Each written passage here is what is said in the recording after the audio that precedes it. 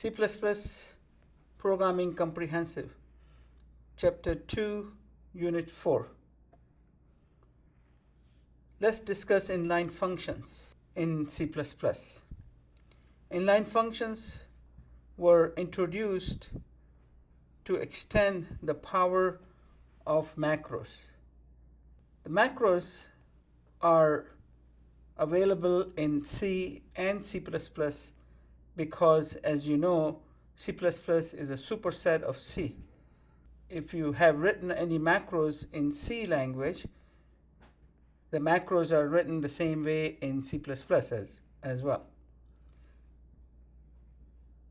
But macros in C and C++ represent constants or simple expressions multiple times. So that would be the reason that you would be using the macros either in C or C++. Using the preprocessor to define macros has a drawback, meaning they are not as effective as the inline functions would be in C++. So when you are declaring a macro either in C or C++, you would use a preprocessor keyword define, pound define, and then the macro name. And then you would have next to the macro name, you would have either some constant or a simple expression, like this is an expression, x times x. Now, when you are making a call after defining the macro, the reason that you're defining a macro is so you would not have to make big expressions call within or write a big expression within your functions. So that would be the reason that you are creating the macros in your code. But when after creation of the macros and you make a call to the macro, just right here, that SQ, and within the parentheses you are passing two variables, meaning that you are trying to add two different variables together, a plus b. So when you do that, the macro will expand this expression, and the results of this expansion would give you a wrong answer. And the reason it would give a wrong answer is because in C and C++, the precedency of multiplication, which is this right here, is higher than the addition. So when the macro is expanding, it will first multiply a times or b times a, and then it will add the other variables, which is a plus b, and that will provide the wrong answer. So to fix this problem in macros, you always would want to put a parenthesis when you are creating the macros. So in your code, at the time when you are writing the macro, you should put a parenthesis, like in this case I'm putting a parenthesis around x, the first x, and then the parenthesis around the second x. So by doing that, it will make sure that when the macro is expanded, the parentheses are also around a plus b, and then a plus b right here. The reason that you put parentheses is because parentheses have the highest precedency, and because of that, whatever is within the parentheses, that will be considered to be done first. So as you can see, by putting the parentheses, it will first do a plus b and then the second a plus b, and then the result of those both a plus b's will be multiplied together, and then the answer will be correct. So you have to remember to fix this issue with the parentheses when you are using a macro. Now, C++, as you know, provides a much more better way of giving by giving you the inline functions. Okay, inline functions are very much similar to macros. Why they are similar to macros? The reason is that you have the macro is because you do not want to have big expressions repeated within the functions. So programmers decide to put these big expressions with the macros. And whenever you make a call, or wherever you make a call within your code, that expression is inserted. Okay, when you make a call of a macro, that expression is going to be inserted. So in this case, the expression that we are talking about, when you make a call to this macro SQ, the expression with the, after you correct this issue of precedency, it will be inserted like this, in either in the function calls or any other places. Inline functions basically do the same thing. It will insert the code whenever you have called the inline function within your code from some other place. But it would take care of the issues such as the one that you have seen it with the macros. Okay, it doesn't need you when you're calling the inline function, you don't need to worry about the precedences, because when you pass a parameter to the function, it will be automatically taken care. So when you make a call to this inline function SQ, for example, and you pass a plus b as a parameter to the SQ function or SQ inline function, it will be basically be added together and given it to the body of the function in such a way that it will do the multiplication. But remember, the inline function will act exactly like the same way as a macro, because it will insert the code wherever you make a call to the inline function. So code is inserted at the location of the call, and appropriate variables are renamed. What does that mean? So call, as I said just now, the code will be inserted wherever you make a call to the inline function, and appropriate variables, in this case, the variables such as x within the body of the inline functions will have to be renamed.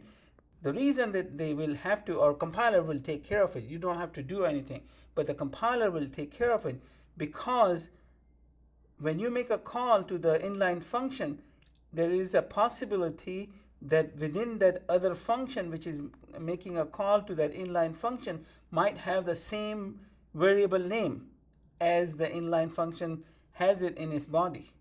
So it is compiler's responsibility to rename the variables.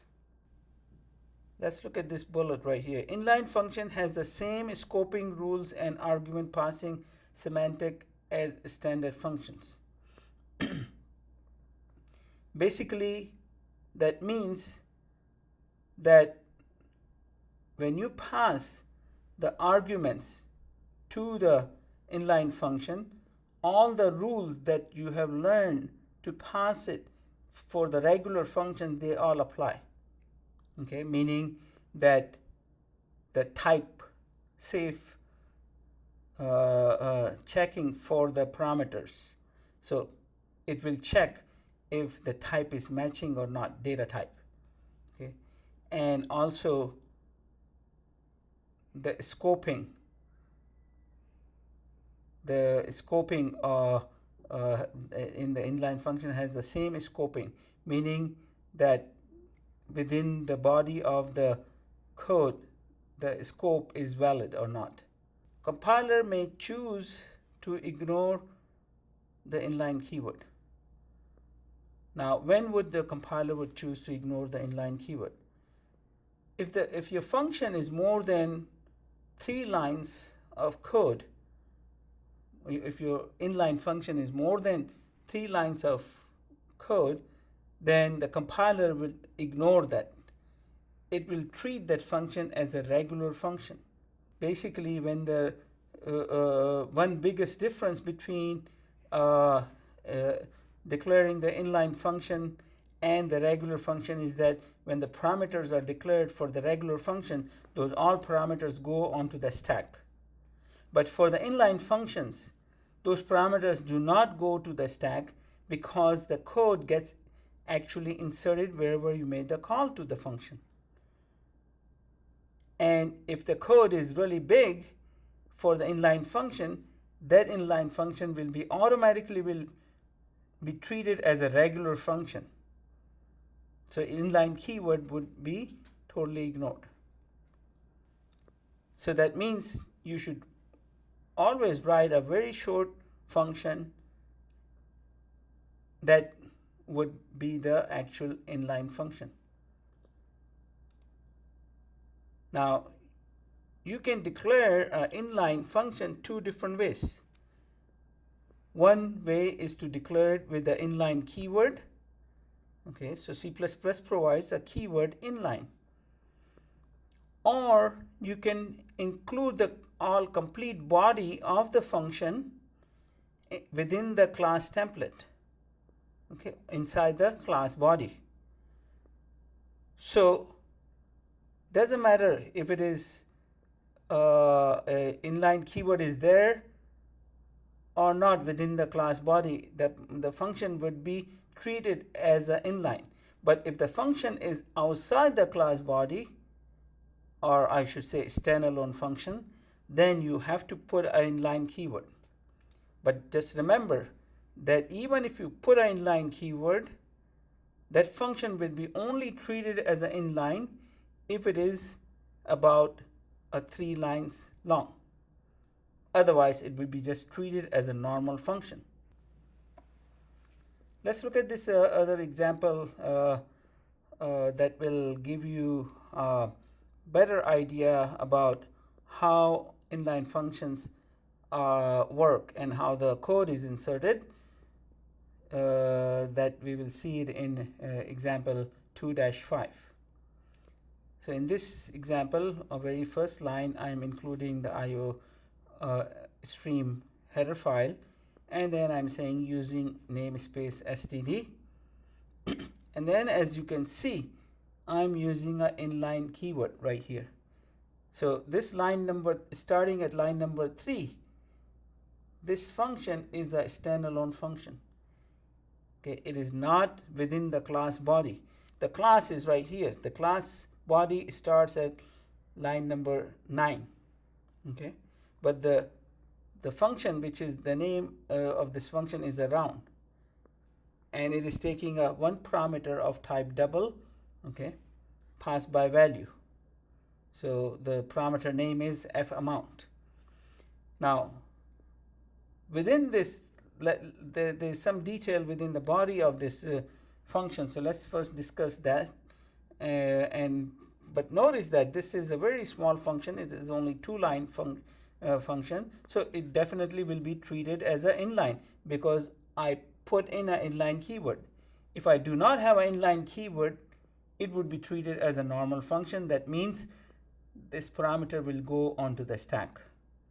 So within the body, what is happening within the body? I have declared this variable called lsent as a long type. Okay, L sent. This L stands for a long in the variable name. And then I'm assigning I'm assigning the typecasted value to the long sense. Okay, so that means this this right here is a new way to do the typecasting. In a regular C, you cannot do that. You cannot put a type name, and within the parentheses you cannot put either a variable name or some number to do the typecasting. Within regular C, the typecasting is done like this, and then whatever the var name would be, so this would be int or whatever if it is not an int type. Okay, so this long, even though it looks like a function call, this whole thing is going to be typecasted. And then of course this also is doing the typecasting on lsense. So lsense right here is saving all this. So this thing will have the long number, which will be saved in lsense because I declared lsense as a long, and then I'm typecasting the lsense to a double and then divided by 100. So the reason that I'm doing the typecasting of lsense to a double is because I want to get the results returned in a floating point. Okay, so the double type will provide me that. So that's the body of the round function, which is an inline function. Now wherever this inline function will be called, this round function within this code that you will see pretty soon, only these two lines will be inserted. Okay, line number 5 and 6. And as I said earlier, that the appropriate variables will be renamed because there is a possibility that the same variables might be used within the function that is calling this function.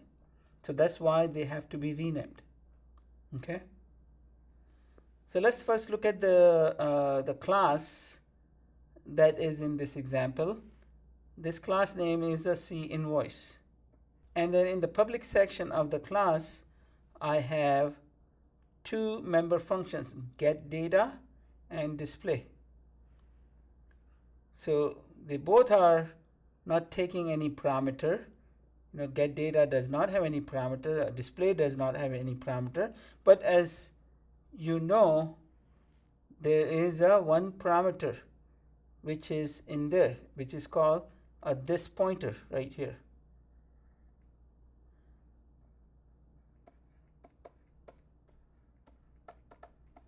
Okay, so every member function would have this pointer in there.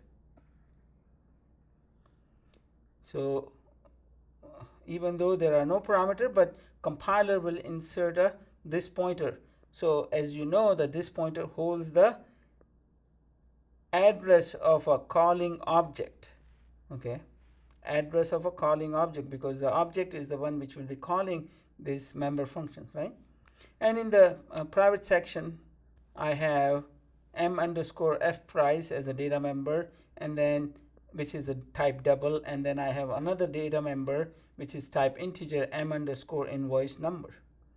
So that's the template for the class. Let's look at more code for this example. So within the main, I am creating an object of type C invoice. Okay, C invoice is my class name, and I'm creating an object of this type, which is the items, is the object name. So once I have created the object, which is items, that would allocate the memory. Okay, so that would allocate a memory, and in here I will have in this, so this object will be created at some place in the in the memory, let's say at location 1000, and it will have 2 data members in here. Okay. So once the object is memory is allocated for this object, then I can use that object to make a call to the get data and display member functions. To do that, I will have to use a dot operator. Okay, so that's why at line number 20 and 21, I'm saying items dot get data and items dot display.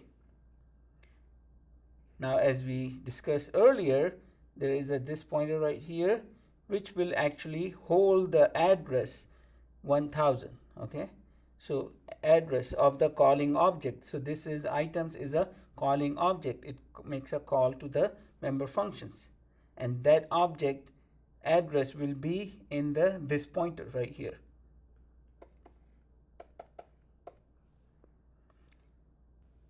So the body of the member function get data, I have it outside. Okay, and the body of display is going to be also outside.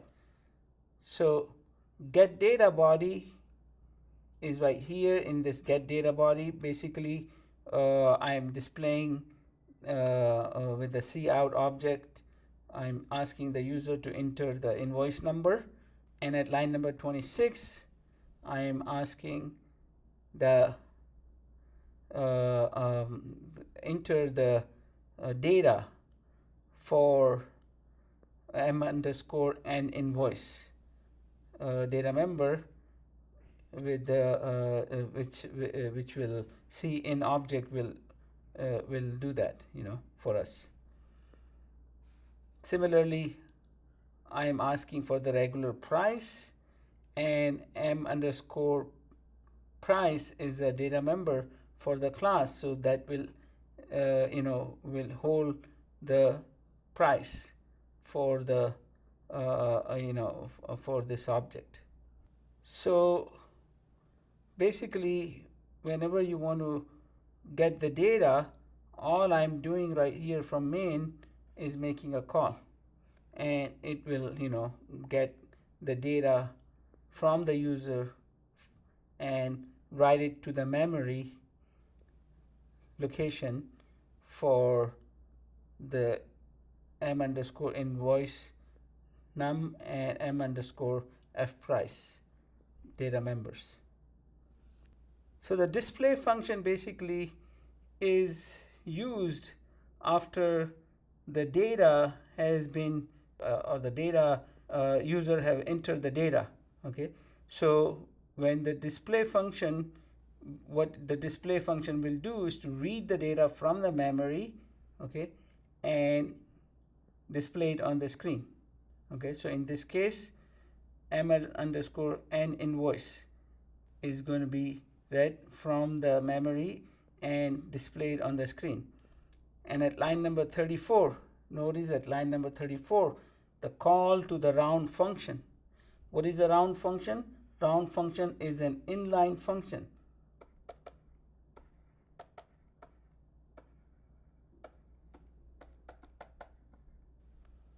Okay, and it is taking a one parameter. So we are passing we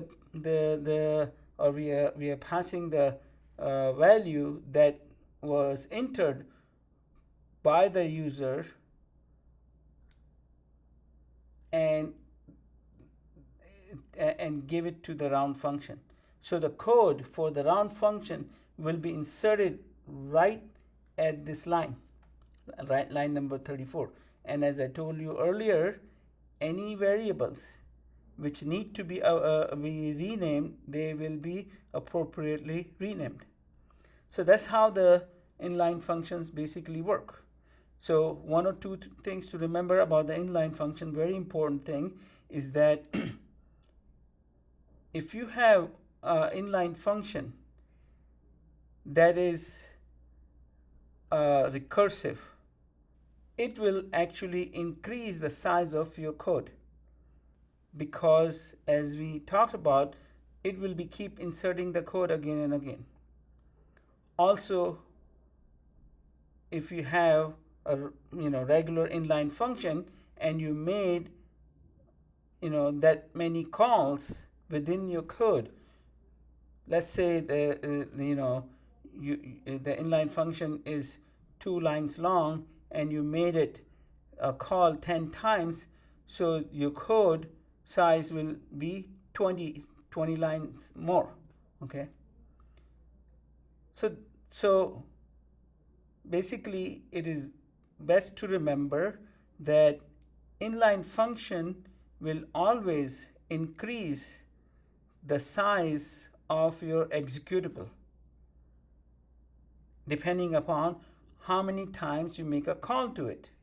Okay, but at the same time, inline function, since it is just the code is going to be right there, it can also make your program faster. But remember, it will take up more memory, to run. Okay, because the executable size will be bigger. But on the other hand, you decide, oh, I don't want to make the inline function, but I will just do write a regular function, even though 2 lines long or 3 lines long. That means if you are going to be passing any parameters to the functions, that means those parameters will go onto the stack. So it is really best to remember that you have to decide if you want to have an inline function because of the performance, or you want to have the regular function to and you don't worry about the stack space, because regular function, when you're passing the parameters, they will take up the stack space. So basically, this really concludes the Unit 4, Chapter 2. Thank you.